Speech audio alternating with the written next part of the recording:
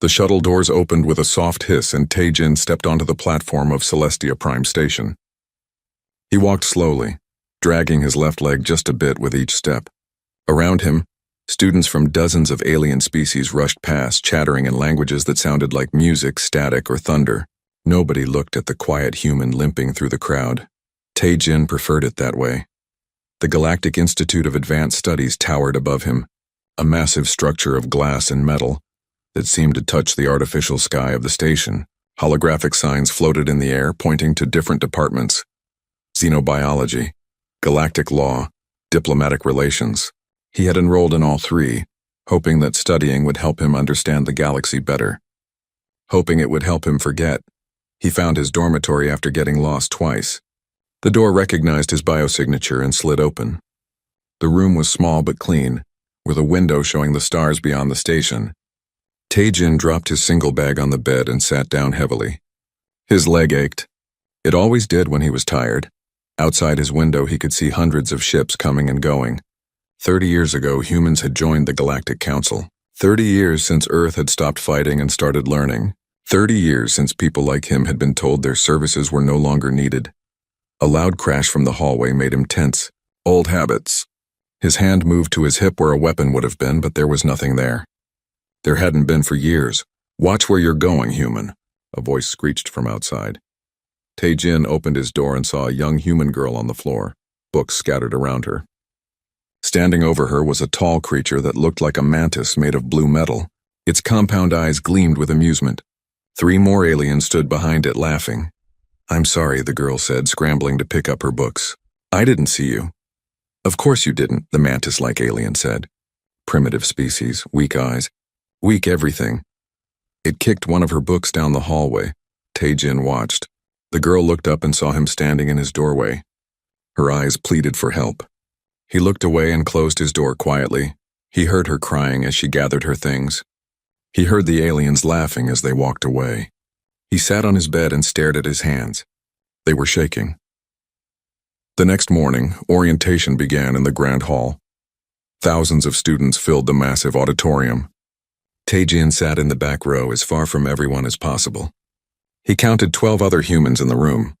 They all sat together in one section, looking nervous and out of place. The mantis alien from yesterday walked in with his group. He was loud and confident, arms gesturing wildly as he told a story. When he saw the humans, he pointed and said something. His friends laughed. Even from across the room, Tae-jin could feel the humans shrinking in their seats. "Welcome to the Galactic Institute," a holographic figure appeared at the front. "You represent 147 species from across known space. Here you will learn to work together, to understand each other, and to build a better future." Pretty words, Tae-jin thought. But words didn't stop the bullying in the hallway. After orientation, students flooded into the cafeteria. Tae-jin got his food and found an empty table in the corner. He had almost finished eating when someone sat down across from him. It was the girl from yesterday. Up close, he could see she had been crying recently. Her eyes were red. "Hi," she said. "I'm Ji-won. You're in my dormitory building." Tae-jin nodded but said nothing. "Thanks for—" She started, then stopped. "Actually, never mind. You didn't do anything yesterday." "No," Tae-jin said quietly. "I didn't. Why not?" Ji-won asked. There was no anger in her voice, just confusion. "That guy Hyun-woo, he's a Valkyrian. They're strong, but humans can fight too. We're not that weak. It's better to avoid trouble," Tae-jin said. "Better for who?" Ji-won stood up. "Never mind. I thought maybe another human would understand. But you're just scared like everyone says we are." She left before he could respond. Not that he had a response ready. The first week of classes was difficult. Not because the material was hard, but because of the atmosphere. Professor Krell, a tall reptilian creature with silver scales, taught galactic diplomacy. He clearly did not like human students. "Humans," he said during the first lesson, "joined the council only 3 decades ago. You are the youngest species here. The most primitive. You have much to learn from your betters." In the back row, Tae-jin wrote down every word. He noticed Ji-won sitting a few rows ahead, her shoulders tight with tension.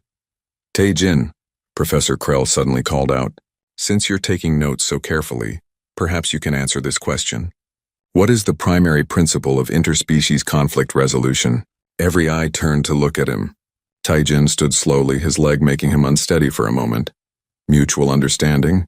he said, his voice flat. "Both parties must believe the other is acting in good faith. Violence should be the last option, used only when communication fails." Professor Krell looked surprised, then disappointed. "Correct. A textbook answer. Sit down." As Taijin sat, he heard Hyunwoo whisper to his friends nearby. "Typical human. Knows the words but has no spine. Their whole species gave up fighting the moment we arrived. No honor, no strength." The words should have made Taijin angry. Instead, he felt tired. If only they knew. If only they understood what humanity had been like before the council. What people like him had done in the name of survival. But they would never know. That history was classified. Locked away. The Galactic Council had decided that humanity's violent past was potentially destabilizing information. Better to let the galaxy think humans were weak and peaceful. Better for everyone. That night, Taijin couldn't sleep. His leg ached worse than usual, and his mind kept showing him memories he didn't want to see. At midnight, he gave up trying to rest and headed to the Institute's gym. The gym was empty at this hour. Taijin stood in the center of the training mat and began to move. Slowly at first, then faster. His leg didn't hurt anymore. The limp disappeared. His body remembered movements he had practiced 10,000 times. Strike, block, pivot, sweep. Silent and deadly. He didn't notice Jiwon standing in the doorway, frozen in shock. She had come to the gym to cry in private where nobody would see. Instead, she saw Taijin moving like water, like shadow, like nothing she had ever seen before. He was a different person. No limp, no hesitation. Just pure frightening skill. Then he turned and saw her. Immediately the limp returned. His shoulders slumped. He looked away. "I couldn't sleep," he said quietly, walking toward the exit. As he passed her, Jiwon saw his arms. His sleeves had rolled up during training. Scars covered his skin. Not a few scars. Dozens of them. Maybe hundreds. Each one told a story of violence survived. "Who are you?" she whispered. But Taijin was already gone, limping down the hallway like the quiet, broken student everyone thought he was. Jiwon stood alone in the empty gym, her mind racing. Something was very wrong here. Or very right. She didn't know which yet. 3 weeks passed and things got worse. Hyunwoo seemed to have made it his personal mission to make every human student miserable. He tripped them in hallways. He spoke over them in class. He spread rumors that humans had only been accepted into the institute because the council felt sorry for them. Pity admissions, he called them loudly in the cafeteria. Not one of them earned their place here. His friends laughed and agreed. A Korthian student named Daijung, who was built like a mountain of muscle, seemed especially eager to follow Hyunwoo's lead. Wherever Hyunwoo went, Daijung followed, cracking his knuckles and glaring at any human who dared to look their way. Jiwon tried to ignore them. She focused on her studies, kept her head down, and avoided trouble. But trouble found her anyway. Someone damaged her study terminal, erasing a major project the night before it was due. She had to start over, working until dawn, and still turned it in late. Professor Krell gave her a failing grade without even looking at her work. "Humans must learn punctuality," he said coldly. "In the galaxy, being late can mean death." Jiwon wanted to explain what happened, but she saw the look in his eyes. He wouldn't believe her. Or worse, he wouldn't care. She saw Taijin every day. He attended classes, took notes, and spoke to no one. She wanted to talk to him about what she had seen in the gym, but something stopped her. Maybe it was the way he looked at her, with eyes that seemed very old and very sad, like he was apologizing for something she didn't understand yet. The practical exams started in the 4th week. Students had to demonstrate skills in zero-gravity environments, working in teams to solve problems. Jiwon was partnered with 2 other humans and an alien from a species she didn't recognize. Their task was simple: navigate through a zero-gravity obstacle course while carrying medical supplies to a simulated emergency. It should have been easy. But Daejung was in the chamber at the same time, doing a separate exercise. As Jiwon floated past him, he suddenly pushed off a wall and slammed into her. Accidentally. Jiwon went spinning, crashing into a bulkhead. Pain exploded in her shoulder. She couldn't breathe. Couldn't think. The medical supplies scattered everywhere. "Oh, sorry," Daejung said, not sounding sorry at all. "Didn't see you there. Must be because humans are so small and weak."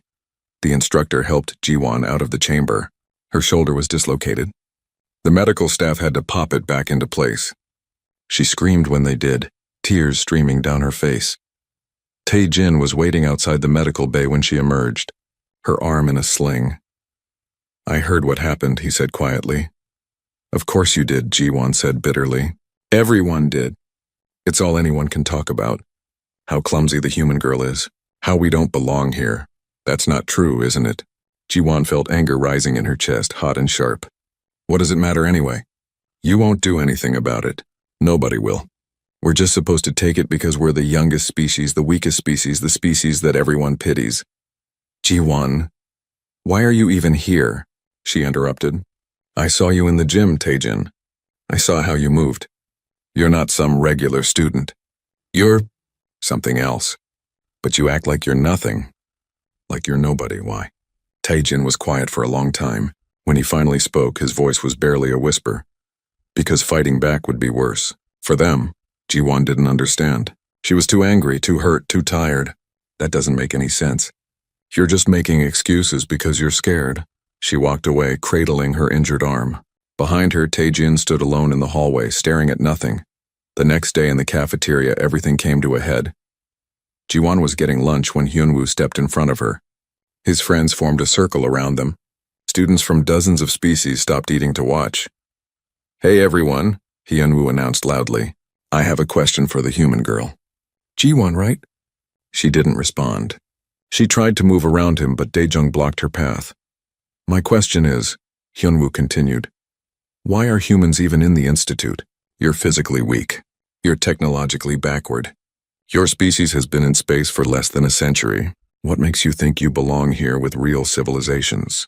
"Leave me alone," Jiwon said, but her voice shook. "See? Even their voices are weak."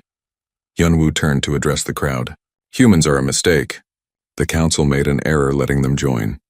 They should go back to their little planet and stay there." Something moved in the crowd. Tae-jin stepped forward.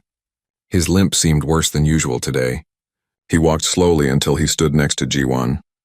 "That's enough," Tae-jin said quietly. Hyunwoo's compound eyes gleamed with excitement. "Oh, look. The human male wants to defend his friend. How noble. How primitive." He stepped closer to Tae-jin. "What are you going to do about it, cripple?" "Nothing," Tae-jin said. "I'm asking you to stop, please."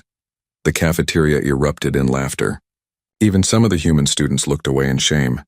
"Please," Hyunwoo mocked. "Humans are pathetic." He turned to his friends. "You know what? I have an idea. A friendly competition. Me versus this human. 3 rounds. Physical combat, tactical simulation, and survival skills." "I decline," Tae-jin said immediately. "Of course you do, because you know you'll lose. Because humans are inferior in every way." Hyunwoo picked up his drink and threw it in Tae-jin's face. The liquid was cold and sticky. It dripped down Tae-jin's face and clothes. He didn't move. Didn't even wipe it away. He just stood there dripping while the entire cafeteria watched. Someone was recording. Multiple someones. Their devices captured every moment of humiliation. "Weak," Hyunwoo said with satisfaction. "Just like the rest of your species. That's enough." A voice boomed across the cafeteria. Professor Krell walked through the crowd, his silver scales gleaming. But he wasn't looking at Hyunwoo with disapproval. He was looking at Tae-jin with cold calculation. "If Hyunwoo wishes to issue a challenge, then it should be official," Professor Krell announced. "I am making this competition part of the interspecies cooperation final. All students involved in this incident will participate. It is mandatory for graduation." Tae-jin closed his eyes. "Professor, please, are you refusing a direct academic requirement, student?" "No, sir." "Then it's settled. The competition will take place over the next 3 weeks. 1 round per week." Professor Krell smiled, showing all his teeth. "This will be educational for everyone." The crowd cheered. Bets were already being placed. Nobody gave the human any chance of winning. Jiwon grabbed Tae-jin's arm as they left the cafeteria. "I'm sorry. This is my fault. If I hadn't—" "It's not your fault," Tae-jin said. He finally wiped the drink from his face. "This was always going to happen eventually." "What do you mean?" "People like Hyunwoo, they need someone to feel superior to. They need someone to hurt because it makes them feel strong. I've seen it before. Many times. So what do we do?" Taejin looked at her with those sad old eyes. I do what they want. I compete, and I try very hard not to be what I used to be. That night, Ji-won couldn't sleep. She kept thinking about Taejin's words, about the way he moved in the gym, about the scars on his arms, about the strange way he said, I've seen it before. Her mother worked for Earth Defense, low-level admin, but she had access to certain databases. Ji-won wasn't supposed to use her mother's credentials. It was against the rules, but she had to know. She logged into the Earth military archives and searched for Taejin's name. The file that came up was mostly black bars, redacted, classified, but there were fragments. Pieces of information that hadn't been completely erased. Operation Silent Blade, Infiltration Specialist, 72 confirmed eliminations, Psychological evaluation, unsuitable for civilian reintegration, and at the top of the file, in bold letters, Ghost 7. Ji-won's hands shook as she read. Ghost 7, not a name, a designation. Like he wasn't even a person, just a tool, a weapon. She looked at his photo in the file. It was Taejin, but younger. His eyes were different, harder, emptier. This was the person she had seen in the gym. This was who he used to be. The file had a final note at the bottom. Subject retired from active duty. Mandatory rehabilitation. Current status integration attempt in progress, monitoring required. Ji-won closed the file and sat in darkness, her heart pounding. Hyunwoo and his friends had no idea what they had done. They had challenged a ghost. A weapon that had tried to become human again. And now they were forcing him to remember what he used to be. The week before the first round felt like forever. Everyone at the institute talked about the competition. Betting pools grew larger each day. The odds were 100 to 1 against Taejin. Easy money, students said. The human doesn't stand a chance. Ji-won found Taejin in the library late one night. He sat alone at a table reading books about Valkyrian anatomy and combat styles. She sat down across from him without asking. I know who you are, she said quietly. What you are? Ghost 7. Taejin didn't look up from his book. That person doesn't exist anymore. But he did exist. You were part of something. Something classified. I was part of humanity's Black Ops division during the contact wars, Taejin said, finally meeting her eyes. Before the council accepted us, when we were fighting just to survive. The file said 72 confirmed. Don't, Taejin interrupted. Please don't say the number. I'm trying to forget it. Ji-won was quiet for a moment. Is that why you're here? Why you're studying diplomacy and xenobiology? I spent 10 years learning how to kill. I want to spend the rest of my life learning how to prevent killing. How to understand why we fight, so maybe I can help stop it. He closed his book, but Hyunwoo and Professor Krell are making that difficult. You could hurt him easily, couldn't you? Hyunwoo, yes, will you? Taejin was quiet for a long time. I'll do what I have to do, but I'll try very hard to just do enough to win. Nothing more. The day of the first round arrived. The institute's main arena was packed with thousands of students. Every species in the school had sent representatives to watch. The betting pools had reached insane amounts. Ji-won sat in the front row, her stomach twisted with anxiety. She had told the other human students what she learned, but none of them believed her. Taejin, they said. The guy who limps. No way. The arena was a simple circle 50 meters across. Hard floor. No weapons, no armor. Just two fighters and the rules. First to yield, knockout, or be thrown out of the ring loses. Hyunwoo entered first, and the crowd went wild. He wore ceremonial Valkyrian combat gear, blue and silver plates that covered his chitinous body. He performed traditional war poses, his blade-like arms cutting through the air. His people had been warriors for 10,000 years. Fighting was in their blood. Then Taejin entered. He wore simple training clothes, gray and plain. He limped as he walked to the center of the ring. The crowd booed. Someone threw trash at him. He didn't react, just stood there waiting. Look at him, the announcer said. The human doesn't even have proper form. This may be the shortest match in Institute history. Professor Krell stood at the judge's position looking satisfied. Hyunwoo's friends cheered and screamed insults at Taejin. Ji-won gripped the edge of her seat so hard her knuckles turned white. The starting bell rang. Hyunwoo charged immediately. Valkyrians were fast, much faster than they looked. His blade arms came down in powerful strikes that would have broken bones. Taejin stepped to the side. The movement was small, minimal, but perfectly timed. Hyunwoo's strike hit nothing but air. He spun and attacked again.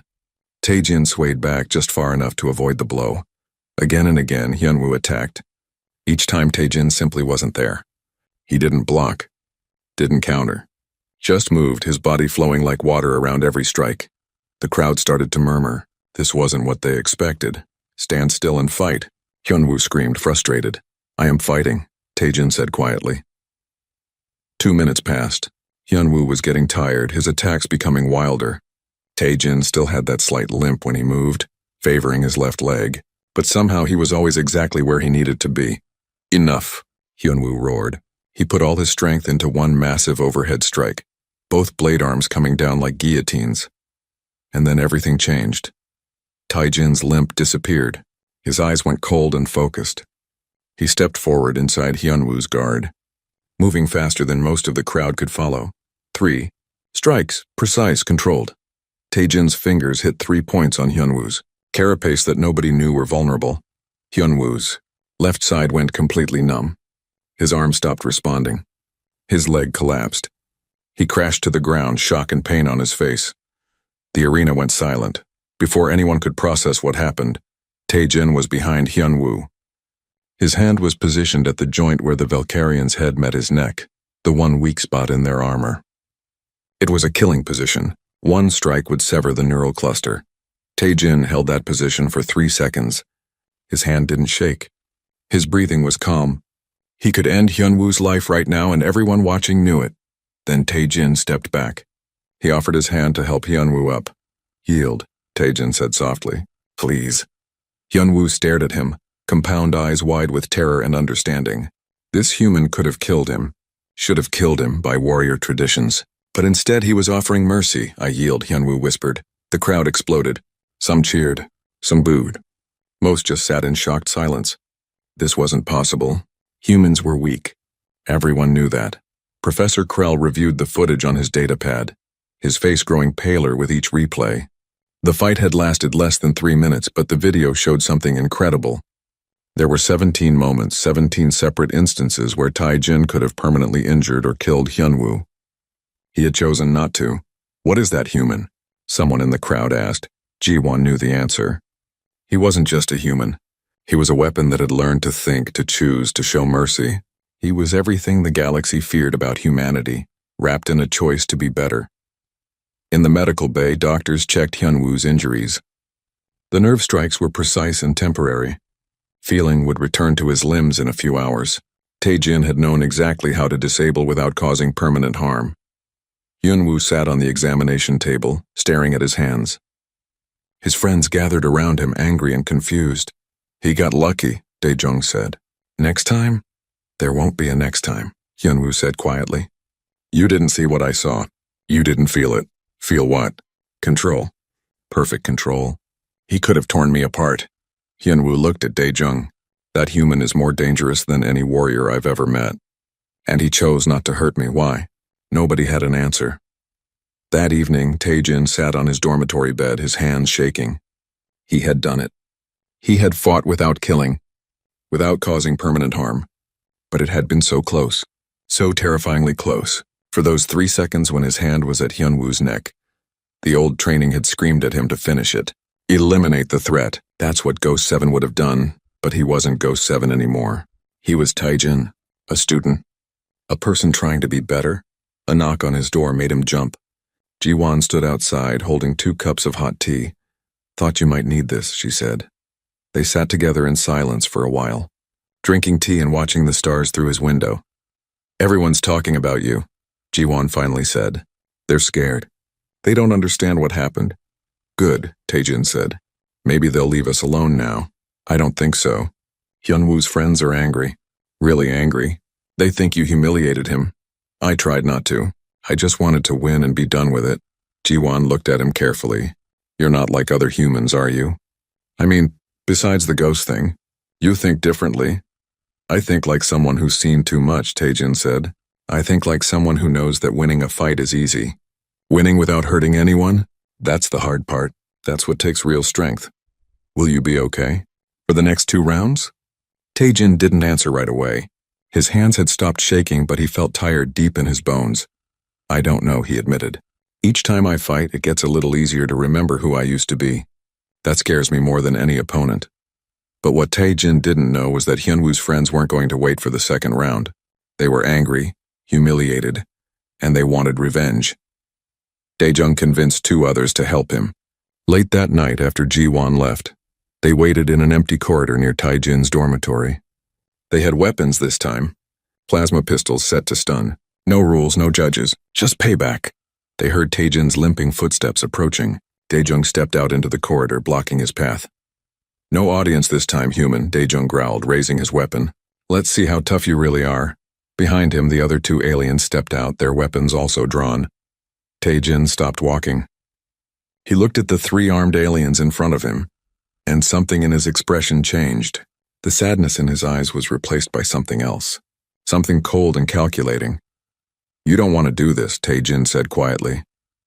"Yes, we do." Dae-jung fired his plasma pistol, and Tae-jin moved. The plasma bolt missed Tae-jin by centimeters. He had already moved before Dae-jung pulled the trigger. Reading the tension in the alien's muscles, the angle of the weapon, what happened next took 15 seconds. Tae-jin closed the distance to Dae-jung in 2 steps. His hand struck the Korthian's wrist with surgical precision, hitting the nerve cluster. The weapon clattered to the floor. Before Dae-jung could react, Tae-jin struck again, this time at his shoulder. The massive alien's arm went numb and useless. The second alien fired from the side. Tae-jin grabbed Dae-jung and spun him around like a shield. The plasma bolt hit Dae-jung in the chest, stunning him. Tae-jin let the unconscious Korthian fall and moved toward the second attacker. This alien was smaller, faster. He tried to backpedal while firing. Tae-jin ducked under the shots, grabbed the alien's weapon arm and redirected it toward the third attacker. The aliens ended up shooting each other. Within 15 seconds of the first shot, all 3 attackers were on the ground. Conscious but unable to move, their nervous systems temporarily disrupted by their own weapons. Tae-jin stood over them, breathing hard. His hands were shaking again, not from fear but from the effort of holding back. The old training had taken over, and it had whispered dark things to him. "Finish them. Make sure they never threaten you again." That's what survival means, but he hadn't listened to those whispers. He had stopped. Alarms blared through the corridor. Someone had triggered emergency security. Heavy footsteps approached from both directions. Ji-won rounded the corner first, running. She had heard the weapons fire from her room and had immediately hit the emergency alarm. She stopped when she saw the scene. 3 aliens on the ground. Tae-jin standing over them, small burn marks on his clothes from near-miss plasma shots. "What happened?" she gasped. "They ambushed me," Tae-jin said quietly. "I defended myself. Security arrived next, 6 armed guards. They took in the situation quickly. 3 aliens with weapons, 1 unarmed human with minor injuries. The evidence was clear, but the guards still looked suspicious. The human attacked us," Dae-jung groaned from the floor. "We were just defending ourselves. With weapons?" Ji-won snapped. "In a dormitory corridor?" "Enough," the head guard said. "We'll review the security footage." They did. The footage showed everything. The ambush, the weapons fire, Tae-jin's defensive response. It also showed something else. The incredible speed and skill with which Tae-jin moved. The way he disarmed 3 armed opponents without killing or permanently injuring any of them. The Institute's administration watched the footage with growing concern. So did several members of the Galactic Council who had been monitoring the competition. One of them requested immediate transport to Celestia Prime. Ambassador Takora arrived the next day. She was Luminari, an ancient species of energy beings who could take physical form when needed.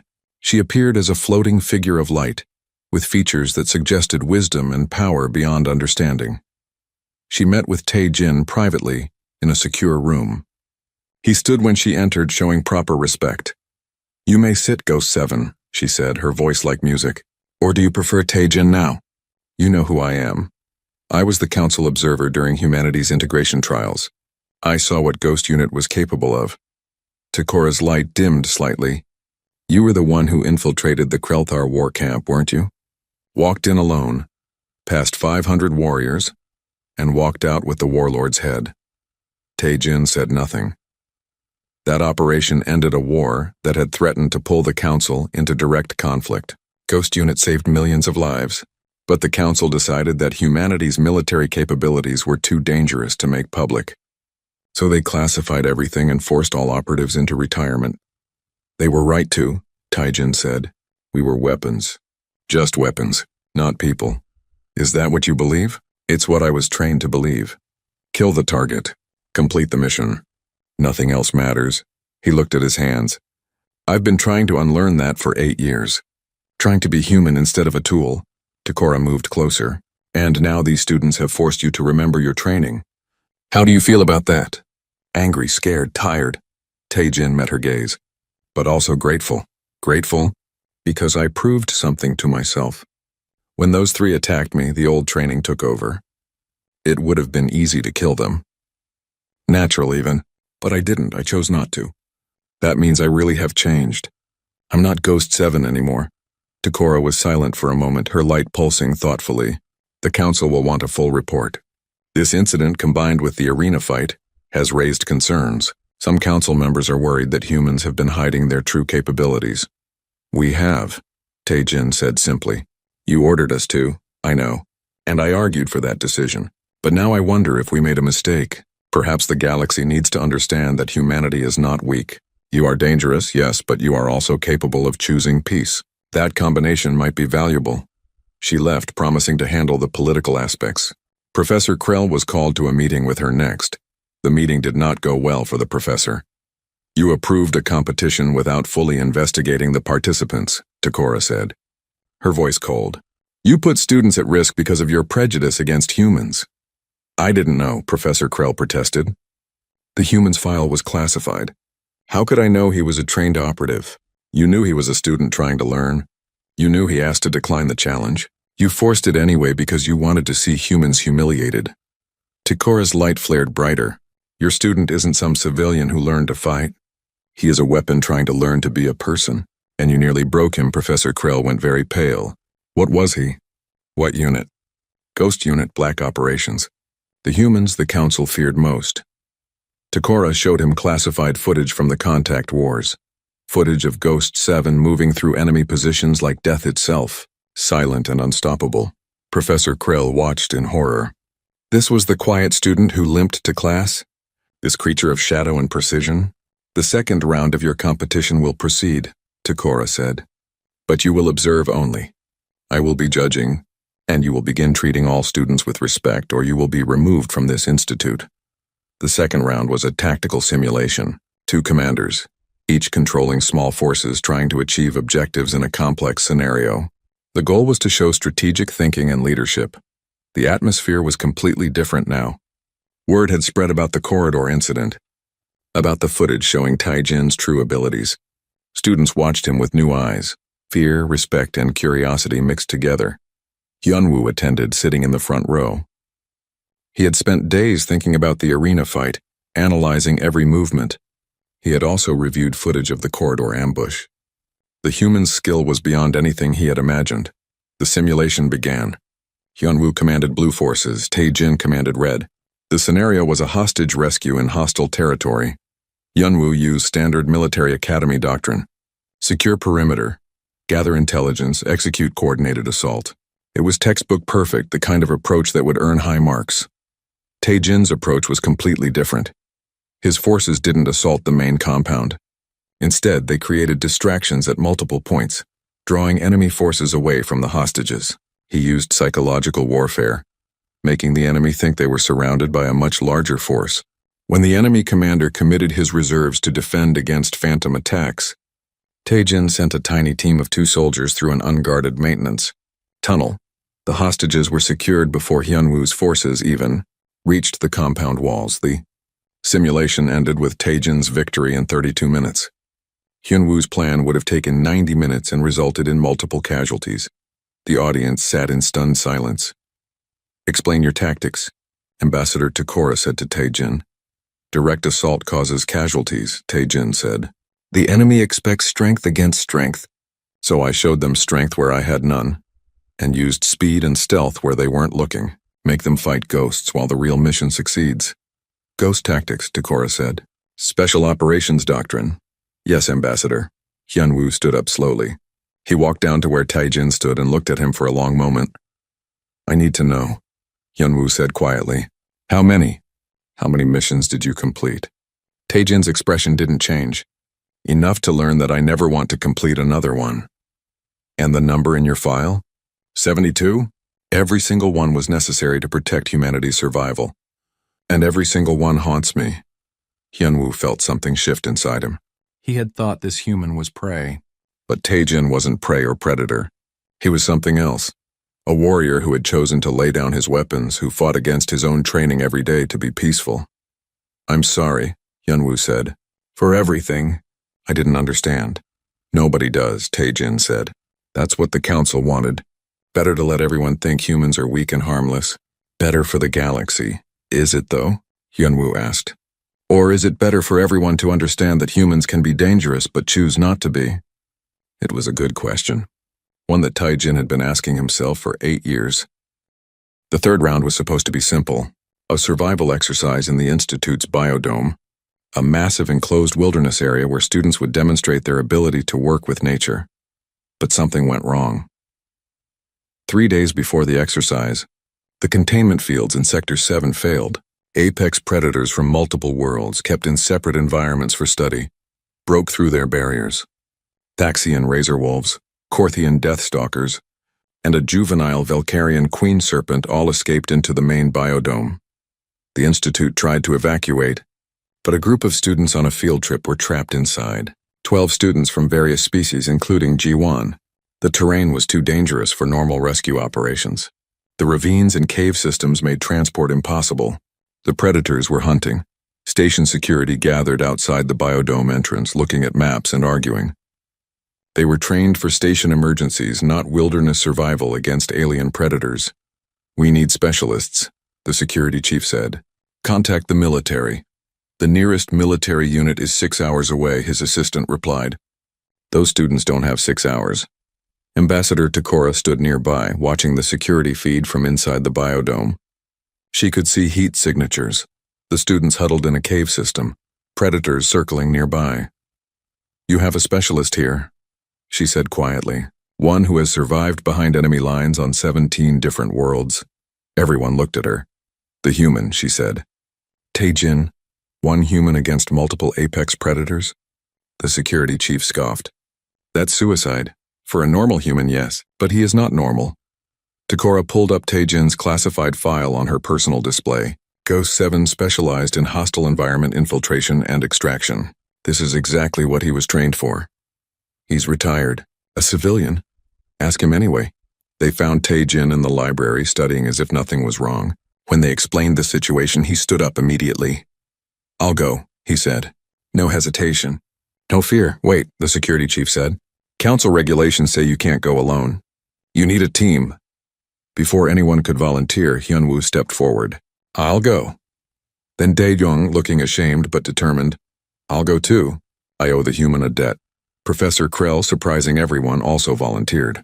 I created this situation with my prejudice. I must help fix it. Taejin looked at them, these aliens who had bullied and challenged him. Now they wanted to risk their lives alongside him. All right, he said. But inside the biodome, you follow my orders exactly. No questions, no delays. Lives depend on it. Can you do that? They all nodded. Then let's bring those students home. The team entered the biodome through a service entrance. Immediately, the environment changed. The artificial sky was dark with storm clouds. Rain fell in sheets. The jungle was thick and hostile. Taejin moved differently here. The limp disappeared completely. He crouched low, reading the ground, the vegetation, the air. Within minutes, he found tracks. Razor wolf pack, he said, pointing to disturbed earth. 6 of them. They passed through here 3 hours ago, heading east. He pointed to scratches on a tree. Deathstalker went north. We're lucky. The serpent's territory is west, away from the students. How do you know all this? Hyunwoo asked. Because I've tracked worse things than animals. I've tracked trained soldiers who didn't want to be found. Taejin stood up. Stay in single file. Step where I step. Don't touch anything unless I tell you it's safe. They moved through the jungle like ghosts. Taejin taught them to walk silently, to use the rain to cover their noise. He showed them which plants to avoid, which paths to take. Hyunwoo realized he was seeing something rare, a human in his natural element. doing what evolution had designed his species to do best.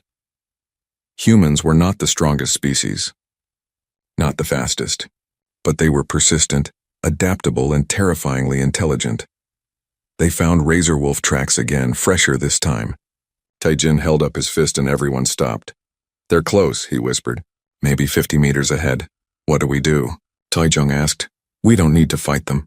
We need to make them leave." Taijin pulled out a small device from his pack. This emits ultrasonic frequencies. Different species react differently. For razor wolves, certain frequencies hurt their ears. He activated the device. 30 seconds later, they heard howling and the sound of creatures running away. "You're not even going to fight them?"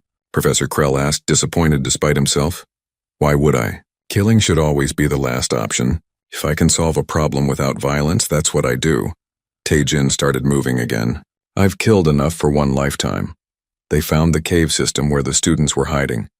But there was a problem. The queen serpent had found them too. The massive creature, easily 20 meters long, coiled around the cave entrance. Its sensors detected the students inside, but the opening was too small for it to enter. It was patient. It would wait until thirst or hunger drove the students out. "We need a plan," Hyunwoo said. "That thing's hide is almost impenetrable." "We don't need to hurt it," Taijin said. "We need to move it. Make it think there's easier prey elsewhere." He explained his plan. It was risky and required perfect timing.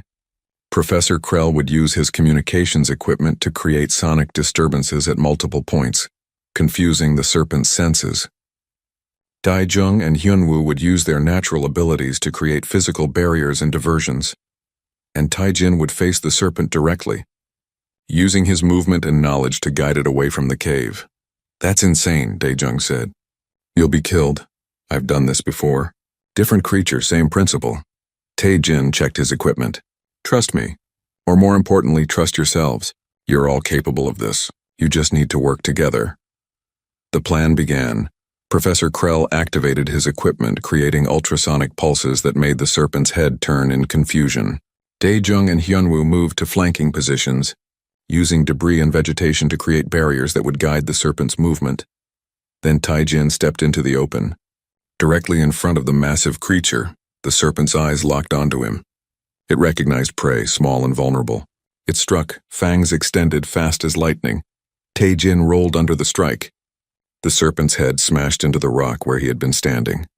It reared back, confused. How had such small prey move so quickly? Taijin moved again, this time deliberately showing himself to the creature's right side. The serpent turned, following. He was leading it step by step away from the cave entrance. Behind the serpent, Hyunwoo and Daijung quickly moved to the cave. They pulled students out one by one. Jiwon was the first, her eyes wide with terror and relief. "Taijin," she gasped. "He's buying you time," Hyunwoo said. "Move, all of you, move." The serpent struck again and again. Each time Taijin was a fraction of a second faster. He rolled, ducked, leaped. His movements were precise, controlled. He was dancing with death, and somehow impossibly he was winning. But he was getting tired. A strike came too close, grazing his side. Pain exploded through his ribs. He stumbled. The serpent sensed weakness. It coiled, preparing for a final strike. "Now!" Taijin shouted. Professor Krell activated the emergency containment system he had been preparing. Energy barriers sprang up around the serpent, channeling it into a smaller containment area. The creature thrashed and fought, but the barriers held. Taijin collapsed, breathing hard, blood seeping through his clothes. The students were safe. All 12 of them, plus his team. Nobody had died. Nobody was even seriously hurt except him. Jiwon ran to him, tears streaming down her face. "You idiot. You could have been killed." "But I wasn't," Taijin said, wincing. "And everyone's safe. That's what matters." Medical teams arrived, treating everyone. Taijin's injuries were painful but not life-threatening. Broken ribs, lacerations, exhaustion. He would heal. The rescue was broadcast across the institute. Students from every species watched as the quiet, limping human had led a team into danger and brought everyone home alive. They saw him face a creature that could have killed him with one strike, and they saw him win through skill, intelligence, and bravery. The perception of humans shifted in that moment. Not weak, not primitive, different, dangerous when necessary, but choosing peace when possible. 2 days later, Ambassador Takora held a ceremony in the Grand Hall. She awarded Taijin and his team commendations for bravery and cooperation between species. This rescue demonstrates what the Council hopes to achieve, she announced. Different species, different abilities working together toward a common goal. Taijin showed us that humanity's greatest strength is not their capacity for violence, but their ability to choose mercy even when violence would be easier. The hall erupted in applause. Human students cried with pride. Alien students stood and cheered. Even Professor Krell applauded, his prejudice finally broken by the truth he could no longer deny. After the ceremony, Yunwoo found Taijin sitting alone on an observation deck, looking at the stars. "May I join you?" Yunwoo asked. "Please?" They sat in comfortable silence for a while. "I've been thinking," Hyunwoo said, "about what you said, about choosing peace. I spent my whole life believing that strength meant domination, that my species' warrior history made us superior. And now I think real strength is what you showed. Having the power to hurt someone and choosing not to. Having the ability to kill and choosing to save instead.